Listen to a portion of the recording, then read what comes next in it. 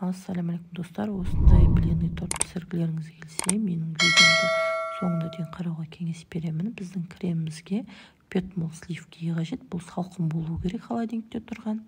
Және творожный сырымыз бұл жерде 600 грамм. Және сахарный пудрамыз шамамен 350 граммда кетті. Міне жақсылап творожный сыр мен пудрамды араластырып алдым, сахарный пудрамды. Одан кейін сливкимді құйып, жақсылап араластырдым.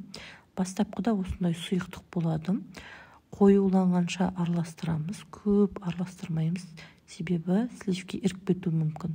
Міне қараңыздар, осындай қою масса болғанша араластырамыз. Енді блинымызды жинақтаймыз.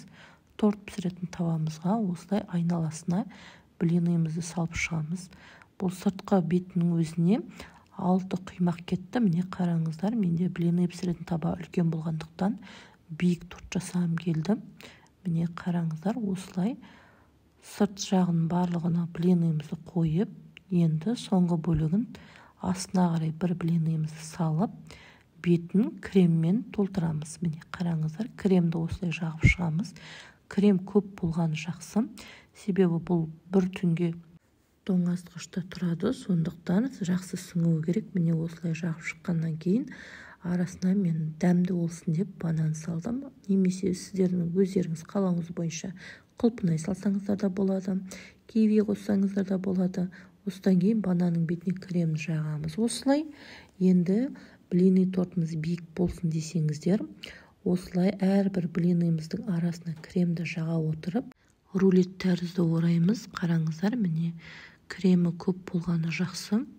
Енді жақсылап рулет тәрізді орап, осының ішін осылай биік болсын деп толтырып шығамыз. Міне қараңыздар, мен барлығын осылай толтырып шықтым. Ашық қалған бөлігіне мен бананымды турап сала қойдым. Енді бетіне тағы да крем жағып шығамыз.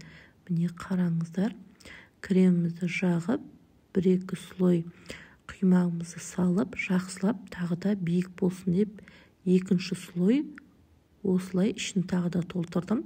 Бір түнге тоңазытқышқа қойдым. Келесі күні бетін сәндеп, бананмен, қалған құймақпен роза тәрізді орап шықтым. Міне қараңыздар, бұл торт негізінде жолдасымның, атамның, қайнағамның мерекесіне пісірілген торт болатын.